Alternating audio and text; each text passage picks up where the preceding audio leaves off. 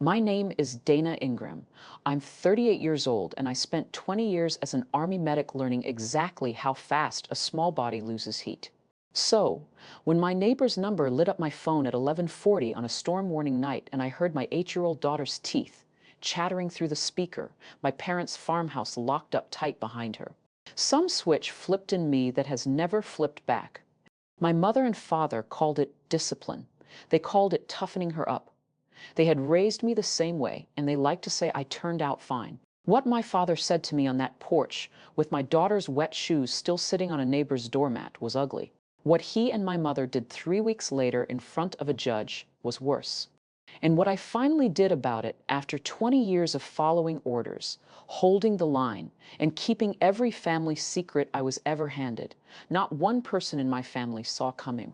Welcome back to Calm Drama Stories, where quiet people finally stop being quiet and families learn that love without safety isn't love at all. If stories about mothers who draw the line speak to you, you're in the right place. Drop a comment below, tell me where you're listening from, and be sure to subscribe because this one doesn't end the way my parents thought it would. That night, I was 2.5 hours away in Columbus, sitting in a hotel conference room with 40 other veterans, learning how to translate 20 years of service into a civilian resume. The workshop ran late. The weather alert started around 9. Severe thunderstorm warning for 3 counties, including Deacon County, where my parents' farm sits and where my daughter Ellie was spending her scheduled weekend. I checked the radar app the way I checked everything habit. The cell over Cedar Run glowed dark red. At 11:40, my phone buzzed with a number I'd made Ellie memorize before her first overnight. Arlene Purdy, the widow who lives directly across the road from my parents' place. I stepped into the hallway and answered, "Dana, honey, I've got her." Arlene said, "She's safe. She's here," behind her voice. I heard my daughter crying. And under the crying, I heard the thing my training wouldn't let me unhear. The fast-clicking rhythm of a child shivering hard. How long was she outside? I said, "Not hello, not what happened." Arlene paused. "Long enough. You come now." I was in the parking lot before she finished the sentence. 20 years in the Army teaches you a very specific kind of calm. Your hands do the checklist while your chest does the screaming. Blankets in the trunk, water bottle in the console. Route pulled up, urgent care hours checked at a red light. I drove 2.5 hours through sideways rain with my wipers on high. And somewhere around the county line, I noticed the detail I have never been able to put down. My phone showed no missed calls, not one. My parents had my number. Their granddaughter was out in that storm. Neither of them ever dialed it. To make sense of that night, you need the 8 years before it. I enlisted at 182 weeks out of high school, and I gave the Army 20 years. Combat medic first, then logistics, 2 deployments, a stack of coins and ribbons that fit in one shoebox. Ellie was born when I was 30 at Fort Campbell. Her dad, Kyle, is a decent man who builds infrastructure projects overseas. We divorced when she was 4 gently, the way 2 tired people close a business. He sends support on time and calls when the time zones allow. Then came the assignment I couldn't refuse. 12 months in Korea, unaccompanied, no dependents allowed. Every military parent knows the piece of paper that makes that possible. A family care plan. Mine had 2 names on it. Walt and Sharon Ingram. My parents retired respectable 7 miles outside Cedar Run, Ohio, in the farmhouse I grew up in. The probate court made it official. Temporary guardianship of a minor child signed by me at a folding table with a notary 6 days before my flight. I'm not a crier, but I'll tell you that signature is the heaviest thing I have ever written. For 12 months, they did fine or look like it. Video calls every Sunday. Good report cards. Ellie learned to collect eggs and name clouds. My mother baked. My father, who had spent my whole childhood as hard and gray as a fence post, seemed softer with a granddaughter than he'd ever been with a daughter. I came home 8 months before that storm, retired at 38 with a pension and a plan. Here's the detail that will matter more than anything else in this story. That guardianship paper I signed before Korea was still alive.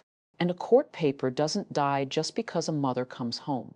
I moved back to Cedar Run for one reason. Ellie had a school there, a best friend there, a teacher she loved. Ripping her out of third grade to start over in a strange city felt like making her pay for my career twice. I rented a little blue house in town, 5 minutes from the farm, and I filed the motion to terminate the guardianship the same week I unpacked. My lawyer, Meredith Klein, told me the hearing would take about 6 weeks to get on the probate docket. Routine, she said. In the meantime, she gave me advice I have replayed 1,000 times since. Keep things cooperative. Don't yank the child away from the guardians while the motion is pending. Judges notice hostility. So, we ran a transition schedule. Ellie lived with me, and every other weekend she stayed overnight at the farm. I want to be clear about something because I know how this sounds. I did not hand my daughter over blind. I'm a medic. I do risk assessment in my sleep. I made Ellie memorize my number and Arlene's number both. I called her every night at 8, no exceptions. I told her, if anything ever feels wrong, you find a phone or you find Arlene's porch light, and you will never ever be in trouble for it. My father was strict with me growing up. Strict is a small word for it, but with Ellie he'd been gentler, and for 12 months in Korea, I'd watched it with my own eyes on a screen. I had a court date, a schedule, and a checklist. I had done everything a careful mother does. That Saturday, my 8 o'clock call went to voicemail. That Saturday, there was a statewide storm warning. Arlene Purdy's porch light was the only warm thing on that road when I pulled in at 10 inches the morning. She had Ellie on the couch, wrapped in a flannel blanket, with a barn cat purring on her feet. And the second I knelt down, my hands went to work without asking me. Pulse, fingertips, lips, the back of her neck. Her lips still had a bluish edge. Her hair was drying in stiff little ropes. Her skin had that clammy coolness I'd felt on soldiers who'd been rained on for a shift, except she weighed 54 pounds, and she was mine. "Mama," she said, and grabbed my sleeve like a drowning person, and didn't let go for an hour. Arlene talked while I checked her over, in the level voice of a woman who taught elementary school for 30 years. She'd been up with the storm, heard something banging on her storm door a little before midnight, opened it to find my daughter on the welcome mat, soaked through a lightning strike, having split a limb off the walnut tree across the road. Ellie had waited on my parents' back porch, locked out, told to stand there until she could act her age. For the better part of 40 minutes before the sky broke something loose in her, and she ran 200 yards through the mud toward the one light she could see. On the doormat by the front door where Arlene had eased them off her, sat her purple sneakers, the lucky pair she keeps by the farm's back door for chores. So caked in mud they looked poured from clay, but the thing that finished me was what Ellie whispered when I tucked the blanket up under her chin. "I did what you said, Mama. I found the light. And before that, I counted the thunder so I wouldn't cry." Across the road, through the rain, my parents' kitchen window was still glowing. They were awake. They knew. And nobody had come looking. I left Ellie asleep against Arlene's shoulder and walked across the road in the rain because there are conversations that cannot wait for morning. My mother opened the door in her apron. My mother wears an apron at 2 inches the morning, the way other people wear armor, and her eyes went everywhere except my face. Dana, it's late behind her. My father sat at the kitchen table with a mug of coffee, dry, comfortable, a man entirely at peace with his evening. "She's at parties, I take it," he said before I said anything at all, like I'd come to report the weather. I asked him what happened, and he told me in the same tone he'd used to describe repairing a fence. Ellie had cried at bedtime because Sharon took the tablet away. The crying went on. Crying in Walt Ingram's house is a behavior, and behaviors get corrected. So he walked her out to the back porch in her pajamas, told her she could come in when she could act her age, and latched the door. "Kids today are soft," he said. "An hour of weather never killed anybody, builds a spine." My mother stood at the counter wiping a clean dish. I asked how long the door stayed latched. My father actually glanced at the clock over the stove, and I watched him do arithmetic. The calm, satisfied arithmetic of a man reviewing a job done. Right? That was the moment I understood something that took me the rest of this story to say out loud. He wasn't ashamed. He wasn't defensive. Nothing in his face was hiding because in his accounting, nothing wrong had happened in that house. You can argue with a man who knows he's guilty. I was standing in front of something else entirely. I kept my voice level because 20 years of practice doesn't evaporate in one kitchen. I told him she's 8. I told him there was a severe thunderstorm warning, that lightning took a limb off the walnut tree 50 feet from where he'd latched the door on her. My father set down his mug and looked at me with something close to disappointment. Not in himself, in me. Storm's just water, Dana. I stood worse at her age. So did you. He let that sit, and then he said the sentence this whole story turns on. The one he'd been saying my entire life. The one I'd carried through 2 war zones like a coin in my pocket. It never hurt you. And here is the strange part. The part I didn't tell anyone for weeks. When he said it, my mind threw an image at me fast and uninvited. The way a bad knee reports old damage before rain. Woodman smoke, a latch, the smell of cured meat and cold dirt. It was there for 1 second, and I put it away, the way I'd been putting it away for 29 years, because I had a job in front of me, and the job was my daughter. I picked up Ellie's overnight bag from the mudroom, the one my mother had already packed and set by the door. Packed, mind you, before I ever arrived, and I said the only thing I had left that was safe to say. She won't be back. My father shrugged and reached for his coffee. My mother followed me out onto the porch into the rain, clutching her cardigan, and whispered the family motto like a prayer. Don't make this big, Dana. Your father is a good man. Behind her, through the screen door, I could hear him rinsing his mug. Calm as Sunday, I got Ellie home to the blue house at 4 inches the morning. Dry pajamas, warm honey milk, my bed instead of hers. She slept. I didn't even try. I sat at the kitchen table with a folder I hadn't opened since spring, and I read the guardianship papers by the stove light twice, the way you read an enemy position. There it was in the clean language courts use for messy things. Walter and Sharon Ingram, guardians of the person of a minor child, still in force. Termination hearing in 3 weeks. I texted Meredith Klein at 4:30, not expecting an answer, and got 1 inches 4 minutes because good lawyers apparently don't sleep either. Her reply put ice in my stomach. Until a judge signs otherwise, they are the legal guardians. Keep her with you, document everything, but understand technically tonight they could demand her back and we'd be the ones out of compliance. I sat with that. The 2 people who had latched a door against my shivering daughter held more paper on her than I did. I'd signed it to serve my country, and now it hung over my kitchen table like weather. The Army teaches you that whoever controls the paperwork controls the battlefield, and for one long night the paperwork was theirs. Around 6 I watched the storm drag its tail east and made coffee and a decision with it. There is a version of this story where I waited 3 weeks, kept it quiet, and let the hearing sort it out politely. Cedar Run would have liked that version. Instead, when the urgent care opened at 8, my daughter and I were the first ones through the door and what I did next. This town still talks about the urgent care in Cedar Run shares a parking lot with the feed store, which tells you most of what you need to know about our town. The doctor on duty was young and thorough. She checked Ellie head to toe, listened to her lungs, and wrote it all down in that flat clinical English that will never capture a night like ours. Prolonged cold and rain exposure, approximately 40 minutes, presenting with resolved shivering. No hypothermia admission required. Emotional distress noted. Ellie, who answers adults honestly, because I raised her that way, told the nurse everything without knowing she was telling anybody anything. Grandpa said the rain would make me quit crying. She said, swinging her feet off the exam table. It didn't work. I just got quiet. The nurse's pen stopped. Her eyes came up and found mine over my daughter's head. And we had one of those silent conversations women have been having forever.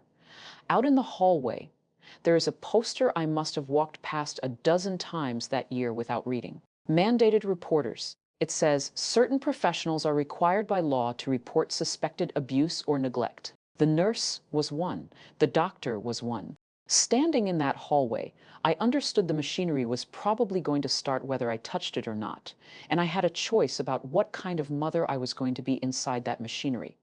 I could be the one it dragged along, or I could be the one who walked in the front door on her own 2 feet. I asked the receptionist if I could borrow a chair in a quiet corner. Then I took out my phone, looked up the number for Deacon County Children's Services, and dialed it myself. The intake worker's name was Brant, and he was kind in the efficient way of people who hear terrible things for a living. He asked me to state my name and my relationship to the child. He asked me to identify the people I was reporting. And that is how on a Sunday morning in the town where I was baptized, I found myself spelling out my own parents' names letter by letter for a government file. Walter Ingram, Sharon Ingram, address Noble Road. My voice stayed level the whole time. My hands stayed still. 20 years of training, the shaking always waits until the work is done. And it kept the schedule that morning, too, hitting me in the parking lot afterward like a delayed bill. I want to be honest about what that call cost, because people who've never had to make one imagine it feels righteous. It doesn't. It feels like closing a door in a house you grew up in and hearing the lock hitch behind you. In Cedar Run, family handles family. You don't call the county on your own blood. Not for drinking, not for bruises, not for anything. I knew the rule. I'd been raised marinating in the rule. I broke it anyway with my daughter eating a granola bar in the waiting room because somewhere between Arlene's couch and that hallway poster, I had done the math. Every adult in Ellie's life had followed the rule all the way back. And the rule is how a latch door gets handed down a family like a dinner recipe. Brant gave me a case number. I wrote it on the back of my hand like a soldier. By the time I got Ellie buckled into the car, I felt lighter than I had in years. By dinner time the next day, my mother was standing on my porch. My mother stood on my porch holding a casserole dish like a passport because in her world food is how you cross borders. I let her into the kitchen but not further, and Ellie stayed in her room, and both of us knew why. Sharon got to it fast for her. The county had called the farm. A caseworker wanted to interview them. You have to stop this. Dana, withdraw it. Tell them it was a misunderstanding. I asked her which part was the misunderstanding, the latch, the lightning, or the 40 minutes. She flinched at the number and recovered. And then my mother, who has never once in my hearing raised her voice, laid out her whole constitution in 2 sentences. Family handles family. We do not send the government into each other's houses. I said, he locked an 8-year-old outside in a storm warning. Mom, you watched. And she came back with the second half of the family catechism, the one she'd been saving, the one that landed harder than anything my father said in his kitchen, because she offered it as comfort. He raised you the exact same way, honey, and you turned out fine. She reached across my counter and patted my hand when she said it. You turned out fine. There it was. My whole childhood notarized in 4 gentle words by the woman who witnessed it. I looked at her hand on mine, the same hand that wiped a clean dish while her granddaughter shivered on a neighbor's couch. And I understood I wasn't going to reach her, maybe not ever. What stayed with me after she left wasn't the arguing. It's that in 40 minutes on my porch and in my kitchen, my mother never once asked how Ellie was sleeping. 3 days later, a thick envelope arrived from the Deacon County Probate Court, and I learned my parents were not planning to go quietly. They had lawyered up a firm out of the county seat and filed a formal objection to my motion to terminate the guardianship. I stood at my kitchen counter and read what the 2 people who raised me were telling a judge about me. That I had voluntarily absented myself from my child's life for a year, that the child was thriving in their stable, established home, that the mother's living situation was recent and unproven, her civilian employment not yet secured, that the mother had a documented history of mental health treatment. Page 4 had a line that stopped my breathing for a second, neat as a bayonet. They requested the court-ordered disclosure of my counseling records from the VA. My therapy, the thing I had done right, the thing the Army spent 20 years teaching us to finally stop hiding, dressed up in a pleading as evidence I was unfit. Let me pause here. One mother to whoever's listening. If you have ever had to choose between keeping the peace and keeping a child safe, I'd truly like to hear which one you chose and what it cost you. Leave it in the comments because I read them and somebody out there is at their own kitchen counter tonight holding their own envelope. And stay with me because my parents' next move was aimed at the one thing I had left that they could still reach. And the lawyer I was about to sit across from was going to say the words no soldier ever wants to hear. This fight might not be winnable clean. Meredith Klein's office smells like coffee and paper, and she doesn't sugarcoat, which is why I hired her. She spread the objection across her desk like a map of bad terrain. Here's their theory, she said. Absent mother, damaged veteran, unstable transition. They don't have to prove you're a monster. They just have to make a judge hesitate. I asked how a year of orders I couldn't refuse becomes abandonment. She looked at me over her glasses. Because you're the mother. If you were a father home from deployment, you'd get a parade. Mothers get a question mark. It's not fair, it's not written down anywhere, and I watch it walk into courtrooms every year. And the counseling records, I'd done 6 months at the VA Vet Center. After retirement, standard readjustment work. The thing every command and every poster begs soldiers to do. Klein said they'd request the file and paint whatever was in it in the worst light. We can fight the disclosure. Privilege is on our side, but understand what they're doing. Dana, they aren't attacking your weaknesses. They're attacking your strength, your service, your discipline, your honesty. About getting help, they're going to hold every one of them upside down. I thought about my father at my retirement ceremony 8 months earlier, shaking my colonel's hand, telling anyone who'd listen that the Army was the best thing that ever happened to me. Now, the word PTSD sat in his court filing with my name stapled to it. There is a specific taste to that kind of betrayal, and I won't pretend I fully spit it out. Klein slid a legal pad toward me.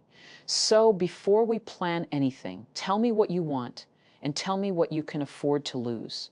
That night, after Ellie was asleep, I cleared my kitchen table and laid the war out where I could see it. On one side, the court papers, their objection, my motion, the guardianship I'd signed at a folding table before Korea. On the other side, I set down the thing I'd been keeping in the hall closet since the morning after the storm. A gallon freezer bag zipped shut, holding one pair of small purple sneakers, still caked in dried mud from a 200-yard run through a storm. I'd sealed them that first morning without fully knowing why. 20 years of instinct, preserve the evidence, log the scene, bag and tag. But standing at my own kitchen table at midnight, I finally understood what I'd actually put in that bag. That was the exact shape and weight of what my family called a lesson. Mud from the field between my father's latch and the only porch light my daughter could find. I put the bag right next to their legal filings, and I looked at both piles for a long time. Their paper, her shoes, and every road in my life quietly reduced itself to one fork. Settle it soft, keep the town's peace, stay somebody's daughter, or pick up the shoes and fight like they were the only paper that counted. I picked up my phone and typed a message to Meredith Klein, short enough to fit on a headstone, which felt right. We fight all the way. She replied with a thumbs up at 12:14 a.m., and I slept better than I had since the storm. The next hit, when it came from nowhere on my map, it came from church. Before church, though, came one more piece of mail. And I need you to hear this part because it's the moment this stopped being a custody case for me and became something older. Their attorney filed a response to the Children's Services involvement, and Klein forwarded me the copy. Most of it was standard lawyer weather, but item 12 stood alone, and I have it memorized. The respondents deny that any harm occurred. The discipline in question reflects long-standing reasonable child rearing practice in the respondent's family. Similar discipline never harmed the child's mother. There it was. It never hurt you. Shaved, combed, and dressed in a suit. My father's kitchen table sentence had crawled into a legal document because to him and now to his lawyers, it wasn't an excuse. It was a defense, a philosophy with a paper trail. They were not denying the latch or the storm or the 40 minutes. They were standing behind all of it under oath on letterhead. I read item the 12th of May 10 times at my counter, and something in me went very still and very clear the way a room does when the power cuts out. This hearing was never going to be about one Saturday night in April. Their own filing had made sure of that. It was going to be about the practice long-standing as advertised, which meant it was going to be about the first child ever latched out of that farmhouse, the one who grew up enlisted and spent 29 years telling herself it made her strong. Klein called that afternoon with logistics. The county had scheduled its home visits. Both homes, standard procedure. a caseworker with a clipboard walking through my parents' kitchen and mine. Be yourself, she said, and Dana, let Ellie be herself too. That child is the truest witness in this whole file. The investigation took 2 weeks, and I got most of it in pieces from Brant's careful phone updates from Arlene, and later from the file itself. The caseworker interviewed Ellie at school with a soft-voiced specialist, the kind who asks a child to draw her weekend instead of describe it. Ellie drew the farmhouse, the porch, rain in hard diagonal pencil strokes, and a small stick figure behind a door with a tiny rectangle where the latch goes. She drew Arlene's porch light, the size of the sun. Brant visited my house, checked the fridge, the smoke detectors. Ellie's room with the weather maps she likes to draw taped over the bed, and stayed for a cup of coffee he didn't have to accept. Then he drove out to Noble Road, and this is the part I want you to sit with. My father did not soften a single syllable. He walked the caseworker to the back porch, showed him the latch, and explained his system the way a man demonstrates a wood splitter. Kids need weather, he said for the record to a child welfare worker holding a clipboard. Crying is a habit and habits break outdoors. My mother served coffee cake, and according to the file's dry little summary, I read weeks later used the word discipline over and over, and never once the word sorry. Their honesty was the strangest gift anyone ever handed my case. No cover story, no contradiction to untangle, just the doctrine delivered on the record and in dry weather by the man who wrote it. Brant is trained to keep his conclusions off his face, and he did. But the preliminary findings would be ready before the hearing. And in a town like Cedar Run, I learned long ago that news travels faster than the mail, and rumor travels faster than news. Rumor beat the county's report to the whole town by 10 days. My Aunt Bev, my father's sister in Cedar Run's unofficial broadcast tower, called me on a Tuesday and opened with, "So it's true you're trying to put your own father in prison." I told her no one was going to prison. I was ending a guardianship. She talked over me for 6 unbroken minutes about respect, about how her generation got the belt and built this whole county anyway, about what people at church were saying. That Sunday, the church piece stopped being abstract. My mother has run the women's bake table at First Baptist for 22 years, and those same women had known me since the nursery. In the aisle of Yod's grocery, 2 of them looked at my cart, looked at me, and rearranged their faces the way you'd cover a casserole with foil. Nobody was rude. Cedar Run doesn't do rude, it does quiet, and the quiet has edges. I could carry that. I've been frozen out of better rooms by worse people. Then it reached my daughter. A birthday party Ellie had been counting down to for 2 weeks. A trampoline, a unicorn cake, the whole 3rd grade social season, evaporated with a text from the birthday girl's mother. "So sorry, we've had to trim the guest list." Ellie sat at our table with her weather maps and asked me the question I will be answering for the rest of my life. Did I do something bad? I told her the truth. No, baby, you did something brave, and some grown-ups can't tell the difference yet. She nodded like a little soldier, which broke me worse than tears would have. And then that same evening, headlights swung into my driveway. Arlene Purdy with a pie. Arlene set the pie on my counter, took off her rain bonnet, and said 30 years teaching 2nd grade Dana. I know exactly what I saw on my doormat, and I intend to say so to a judge. She said it the way she probably announced spelling tests. No drama, no negotiation, next item of business. Over coffee, she told me things I'd never heard from anyone in this town about the kids who came through her classroom, already trained not to flinch. Everybody praises those children for being tough, she said, stirring her cup slowly. I watched the lights go out of them one recess at a time. Tough is what we call it, so we don't have to call it anything else. I wrote that down that night, word for word, because some sentences deserve preserving. Those weeks gave us other small mercies, too. I found Ellie, a children's counselor 2 towns over, a gentle woman with a sand tray, and my daughter took to her fast. Her nightmares thinned from every night to some nights. At home, she went back to her weather maps, big crayon systems with cold fronts and pressure lines. And one evening, I noticed she'd started marking a little square on every map, always in the same spot, labeled in careful 3rd grade letters. Safe house. It was our blue house. Every storm she drew on, every map, our house stood marked and standing. I taped that one inside the kitchen cabinet where I keep my coffee so I'd see it every morning at the worst hour. We were going to need it because the next week the court appointed a guardian ad to speak for Ellie's interests, and my parents' lawyers filed notice of a new witness list longer than mine. The guardian ad litem's name was Tom Reyes, a rumpled, watchful man whose entire job was to be Ellie's voice in a room full of adults with lawyers. He interviewed me at the Blue House for 2 hours, then spent an afternoon at the farm, then met with Ellie twice. Once with the sand tray at her counselor's office. He was unreadable in a way I respected and hated at the same time. After his second visit with my daughter, he stood on my porch, putting on his coat, and asked her one last question through the screen door. I only caught the shape of it, something about where she feels safest, and whatever she answered, he wrote it in his little notebook, nodded once, and drove off with the recommendation that would carry more weight with the magistrate than anything I could say. Meanwhile, Klein began preparing me for cross-examination, and those evenings in her office were their own kind of combat training. She played opposing counsel, and she did not play nice. When were you last in a combat zone, Miss Ingram? Do you take anything to sleep? You missed your daughter's 7th birthday, didn't you? Where were you exactly? Describe your nightmares for the court. I sat in the chair and took it round after round.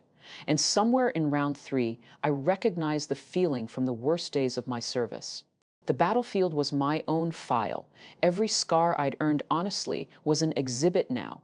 Every wise thing I'd done, the counseling, the careful transition schedule, the phone call to the county, could be flipped and held upside down. Good, Klein said finally, closing her legal pad. You don't rattle. Now go home and sleep, because tomorrow the other side wants to meet all of us. One room, a mediator. One honest try at ending this without a trial. The mediation room at the county building had a long table, bad coffee, and a box of tissues nobody touched. My parents sat across from me with their lawyer. I sat with Klein. A retired judge named Whitfield sat at the end and tried to build a bridge out of air. It went the way you'd expect for an hour. Positions, terms, careful lawyer sentences, until Whitfield asked my father almost gently whether he could understand why that night in the storm frightened people. And my father, instead of answering, went somewhere else. I was 9. He said in a voice I had never heard him use, and my old man took me out on Miller Pond in January to check the ice fishing lines. Ice, let go under me. I went into my chest. He looked at his hands on the table and his hands. I want this on the record. His hands were shaking. He stood on the bank and watched me climb out myself. Then he walked home ahead of me, and I followed his boot prints 2 miles, froze half solid, and nobody carried me. Nobody ever carried me anywhere. For one long second, the room held something almost holy, and I saw him, a boy on a frozen bank 60 years back, waiting for a hand that never came down. I know that boy. I've been that boy. Then my father lifted his head and the window closed like weather. And it made me a man, he said, voice level again. Everything I am got built out on that ice. That's what you're stealing from that little girl, Dana. You're raising her to wait for rescuing. He straightened his jacket. I'll not apologize for the one thing I know how to do. The mediation failed inside the next 10 minutes. In the parking lot, my mother took 3 fast steps after me, mouth open, hand half raised, then stopped, folded the hand into her cardigan, and went back to his truck. Litigation is a slow leak, and by the 5th week, I could name everything it was draining. Money first. The retainer, the filings, the expert consult, $12,000 in climbing, a number I tracked on the whiteboard next to my grocery list because pretending not to know a number has never once made it smaller. Standing second in Yod's grocery one Thursday, my Aunt Bev held court by the Dealey case with 2 church ladies, and she made sure I heard her over the sliced ham. All I'm saying is Walt raised that girl with the same hand, and she turned out fine, didn't she? One of the ladies glanced at me and had the decency to study her shoes. Fine, there was that word again following me around town, wearing my mother's voice. Third, and I'll say this plainly because I promised myself I'd tell this story straight. It drained me. I served 20 years, 2 of them in places I still visit at 3 inches the morning. And I sat in more than one briefing where we begged soldiers to ask for help, like it was a battle drill. So hear the joke I told my counselor Ray at the vet center that week, the one he didn't laugh at. I have called in a medevac under fire with steady hands, and it took me 38 years to learn to make the phone call that just says, "I'm not okay. Come sit with me." Ray, who was a corpsman in another war before mine, looked at me for a while. Then he said the thing I ended up carrying into that courtroom: "Dana, you keep saying your dad's discipline is what got you through the war. Any chance the war is also what's getting you through your dad?" I was still turning that over on Friday when Klein called. The county's report was in. Before I tell you what the county decided, let me say one thing to whoever's listening with a report like this sitting on their own kitchen table. I see you, and the rest of this story is for you. So, if you haven't yet, take 2 seconds, hit subscribe, and stay with me to the end, because the hardest choice in this whole story has still not happened. Klein read me the disposition over the phone, and I stood in my kitchen holding the counter. Deacon County Children's Services had completed its assessment, finding substantiated neglect, endangering circumstances as to Walter Ingram. My mother was named in the narrative, unsubstantiated as to her, a distinction I understood and hated and understood. The report cited the storm warning, the latch, the duration, the temperature, the urgent care record, Arlene's statement, and my father's own words to the caseworker, quoted at length because he had handed them over like a man donating to a museum. "Kids need weather." I read that line in his voice and had to sit down. Then Clean gave me the other half, because there is always another half. The county prosecutor had reviewed the file for criminal child endangerment and declined to file charges, proving intent beyond a reasonable doubt against a 69-year-old grandfather with no record. In this county, in front of a jury of his neighbors, was a fight the state didn't want. So substantiated on paper, prosecuted never. And one more thing, she said, the lawyer thing, the true thing. The county's finding helps us, but probate is its own animal. A judge could still leave the door open for them. Nothing is finished, Dana, which is exactly when the other side reached out. Not with a filing this time, with an offer. The offer came through their attorney on a Tuesday, printed on heavy paper, and I will give it this much. It was smart. My parents would withdraw their objection entirely. The guardianship would terminate by agreement. No trial, no testimony, no cross-examination of anybody. I would have full legal custody of my daughter within the week. In exchange, 2 conditions. 1, a standing visitation schedule, 1 weekend a month at the farm, unsupervised, written into the entry. 2, a mutual non-disparagement clause, which is lawyer for what happens in this family stays in this family. No one repeats the county's findings. No one testifies about anyone. The file closes and the town moves on. Klein laid it on her desk, and for the first time since I'd hired her, leaned back and told me to think hard about taking it. I don't say this often. Trials are dice, Dana. I don't care how good our facts are. You're a single veteran mother with a counseling file in front of a small county magistrate against 2 pillars of the local church. This paper is certainty. Certainty next week, forever. As your lawyer, I am telling you it's a good deal, and the want in me, the part that had been marching on checklist and caffeine for 6 weeks, stood up at attention and said, "Take it, soldier." Mission accomplished. Bring your daughter home. But I kept reading it, and the deal had a shape under the shape, 1 weekend a month. My daughter would sleep behind that latch again, with a court's blessing this time, and I would sign away my voice on the way out the door. The silence I grew up marinating in. Family handles, family typed up, notarized, and made binding on the next generation.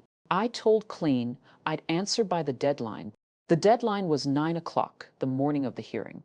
I had 1 night left, and I spent it exactly where you'd think. I spent it on the edge of my daughter's bed. Ellie was half asleep under her quilt, her newest weather map taped to the headboard. Our blue house marked "Safe House" in the corner, in careful capitals. I was memorizing her face the way you do before a mission, when she surfaced and looked at me with those steady 8-year-old eyes. "Mom, do I have to go back to Grandpa's farm?" I gave her the honest answer, which was that a judge was going to help us decide, and that whatever happened, I would be there. She was quiet for a while, working something out, and then my daughter, 8 years old, 54 pounds, the bravest soul I have ever shared a foxhole of a house with, patted my hand exactly the way my mother pats hands and said, "It's okay, Mom. If there is a storm again, I'll just count the thunder so I don't cry." She said it to comfort me. Hear that. She had already packed the lesson into her little rucksack, already folded it neat. When they lock you out, you don't get rescued, you get quiet. One generation. That's all it took. One weekend schedule and one latch, and the doctrine had already crossed into her. The way it crossed into me in a smokehouse, I hadn't let myself think about in 29 years. Wood smoke and cured meat and cold dirt. A 9-year-old counting thunder in the dark and deciding with a child's terrible clarity that crying was a defect and she would fix it herself.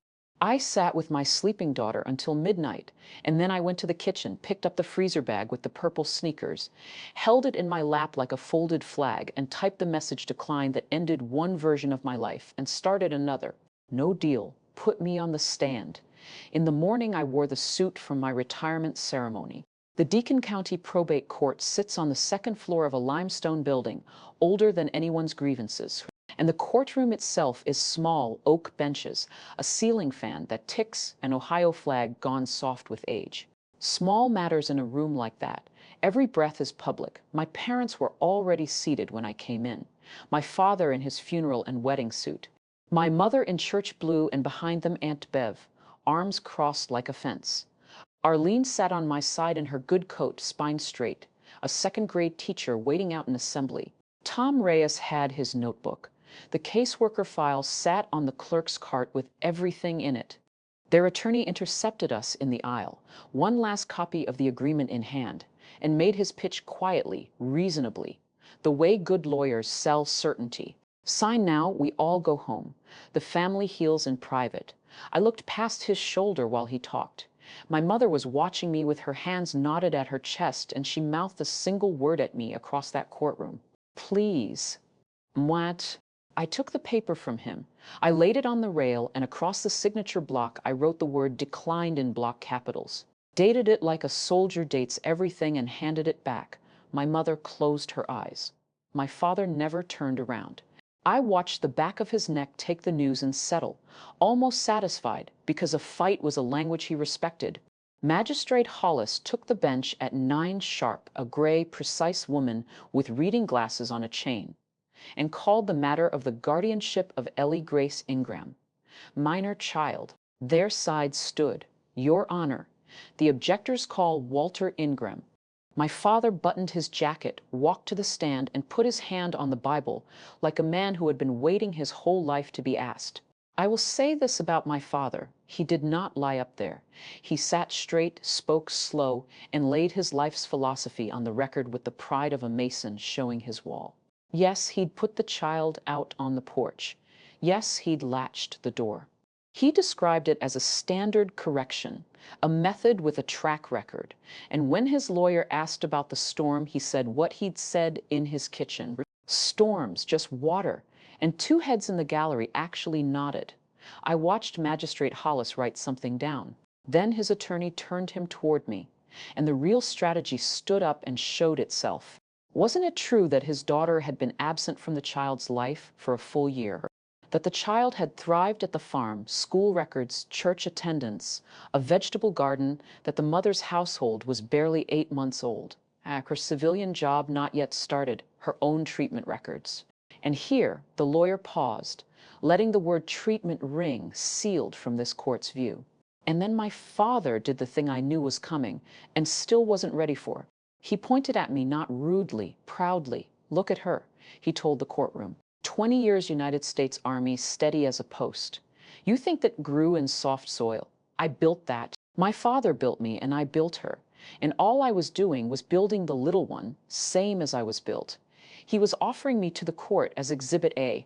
My service, my steadiness, my whole survived life entered into evidence as proof the latch works. The doctrine had found its perfect closing argument, and the argument was my face. Klein leaned into my ear as his testimony wound down and gave me the exit one final time. Last chance, Dana. We can rest on the county's file. You don't have to take the stand. Your records stay sealed. The magistrate shuffled papers. Their lawyer said nothing further, and I stood up. Here is the thing. Nobody in that courtroom knew, not even Klain, because I had only fully decided it somewhere between the aisle and my feet. I was done letting silence be the family's load-bearing wall. Your Honor, I said, I'd like to testify, and before I do, so no one wonders what I'm hiding, I waive privilege on my counseling records, the vet center file, all of it. The court can read every page. The room did that small town thing where nobody moves and everything shifts. My mother's chair creaked. Their attorney came halfway out of his seat, sensing either gift or trap, and unable to tell which. Klein looked at me for a long second, closed her eyes exactly once, like a woman folding a losing hand she'd played perfectly, and then nodded and said, "Petitioner calls Dana Ingram." Walking those 15 feet took 29 years. I put my hand on the same Bible my father had used, sat down, adjusted the microphone the way I'd adjusted 100 radios, and found my daughter's freezer bag sneakers in my mind and set them on the rail where I could see them.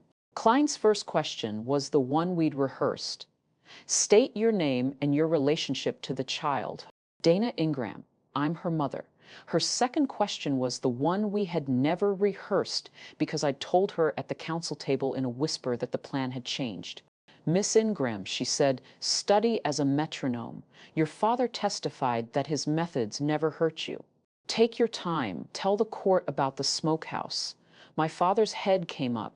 My mother's hand went to her mouth and outside the tall second-floor windows. I swear on my discharge papers. It began soft at first, then steady to rain. I was 9, I said, and my voice held the winter my grandfather died. And until this morning, I have never told this to a single living soul. My grandfather's funeral was on a Thursday. I cried at the graveside. I was 9, and he was the only man who ever let me sit on his lap and just be small. That evening, my father told me crying was a habit, and habits break outdoors. There was a storm coming up from the river valley. He walked me out to the smokehouse, past the wood pile, put me inside with the cured hams and the cold dirt floor, and set the latch. It had one window, high up, wired glass. I watched the storm through it most of the night. I was wearing my funeral dress. I counted the thunder.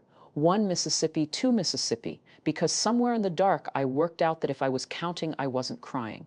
And if I wasn't crying by morning, the door would open toward dawn. I fell asleep on a feed sack. And when my mother let me out, she'd brought me cocoa, and nobody in that house ever spoke of it again. I made myself a promise, walking back across that yard, 9 years old, in a wrinkled funeral dress. Nobody would ever see me cry again. I kept that promise through basic training, through 2 deployments, through a divorce and a flag-folded funeral for a soldier I couldn't save, and the birth of my own daughter. The nurses joked. They'd never seen a calmer delivery. For 29 years, I called that promise strength, and I built a career on it, and my father just sat in that chair and claimed my whole life as his good work. I turned then and looked at him, the man in his funeral and wedding suit, and kept my voice as soft as I have ever kept it in this life. Dad, you always said it never hurt me. It never stopped hurting me. I went to counseling to unlearn your house. That file they wanted so badly says a woman spent 20 years being strong and is finally learning to be well. Strong and fine are not the same thing, and I will spend every dollar I have making sure my daughter never has to know the difference. The silence held for a heartbeat, then my father came up out of his seat like a wall failing, and for the first time in my whole life, Walt Ingram shouted, "I made you what you are." The gavel came down once. My father stood there in the ringing quiet, breathing hard, a 9-year-old on a frozen bank wearing a 69-year-old's face. And every person in that small oak room had just watched the method testify against itself. What remained took under an hour, and I remember it in still frames. Arlene on the stand in her good coat, describing the doormat, the soaked pajamas, the blue lips in sentences you could carve into limestone. The county's file entered without objection, my father's own read into the record while he stared at the flag. And then Tom Reyes, unreadable Tom opening his little notebook to give the guardian adlet's recommendation, and the magistrate asking what the child herself had said about where she feels safe. Reyes found the page. She told me, "Home is where my mom checks the locks twice." "Locks keeping the weather out," she said, "not keeping her out." He closed the notebook. "This office recommends termination, Your Honor, and recommends against any court-ordered visitation at this time." Magistrate Hollis took off her reading glasses. She spoke plainly.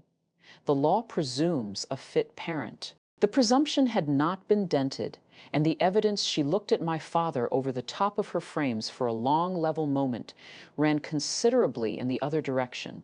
Guardianship terminated, full parental rights and custody restored to the mother. The motion for grandparent visitation denied. She signed the entry right there, one page, one signature, and the clerk stamped it.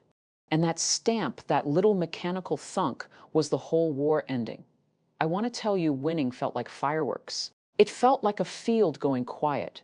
My mother walked past me in the aisle with her purse held in both hands like something rescued from a fire, and did not look at me. And I understood I had just heard her voice for the last time in a courtroom or anywhere. My father stopped at the door, and he did look. A long look, no shout left in it. And in his eyes I finally saw the actual cost of the day. The item no entry can restore. The father I had spent 20 years imagining. The one who was hard because someday he'd tell me it was all for love. That man had never existed. I had the signed page in my hand. Both things were true at once. And I carried them both out into the rain. I won't dress up what came after, because real endings don't tie. My father never apologized. Not that week, not since. The prosecutor's office closed its file for good. At First Baptist, some pews still go quiet when I walk past, and Aunt Bev still tells her version at the deli case. The doctrine didn't die in that courtroom, it just lost one house. I went full no contact the day the entry was stamped. Numbers blocked. School pickup list rewritten to 2 names, mine and Arlene. One morning in June, I found a cardboard box on my porch. No note, no knock. Inside were things from the farm, my old 4-H ribbons, a christening gown, a photograph of me at 7 on my grandfather's lap, my mother's handwriting on the flaps, my mother's tape, my mother's silence. I stood there a long time. Then I kept the photograph, donated the rest, and let the box be what it was. The closest thing to a love letter that house knew how to send. The rebuilding was quieter than the war, the way it always is. Ellie kept her sand tray appointments, and the nightmares faded to visitors instead of tenants. I started the logistics job at the Clinic Network Civilian Hours home. By 5:30, I still see Ray at the vet center every other Thursday, and I'm faster now at the hard call, the one that just says, "Come sit with me." And one Saturday, Ellie and I held a small ceremony in the backyard for a pair of purple sneakers. I finally unzipped the freezer bag. We thanked them for their service. She saluted. I taught her a proper one for carrying a brave girl 200 yards through the mud to a porch light. Then we retired them full honors into the trash bin and drove to the store, where she picked the new pair herself. Purple again, but louder, her choice. Everything about that sentence still gets me. Her choice. In late July, a storm came up the valley on a Friday evening, the first big one since April. And I watched my daughter watch the sky. I asked her if she wanted to go inside. She thought about it like the meteorologist she's decided to become, then shook her head and climbed onto the porch swing next to me. So we stayed, 2 Ingram women, under one dry roof. Cocoa in July thick air, front door standing wide open behind us with the light on. When the first thunder rolled, Ellie grinned and started counting. 1 Mississippi, 2 Mississippi, out loud, theatrical, holding up fingers, and I counted with her. And when we lost the count, we just laughed and started over. Counting thunder used to be what the children of that farmhouse did in the dark to keep from crying. Now it's a game my daughter plays on a porch swing with her mother with the door open, keeping score of how far away the weather is. In this house, a storm is just weather. In this house, nobody stands outside alone. If you take one thing from my story, take this. Being strong carried me through 20 years of service, but it took my daughter shivering on a neighbor's porch to teach me that a child doesn't need to be toughened. She needs to be safe. And the bravest thing a strong woman ever does is admit where her strength came from. That's my story. One storm, one phone call, one promise I finally broke. The promise to stay quiet. If it reminded you that protecting your child matters more than protecting the family's image, take that as your sign. Share this video with someone who needs it tonight. Drop a comment and tell me what you would have done at that settlement table. Hit subscribe, and I'll see you in the next.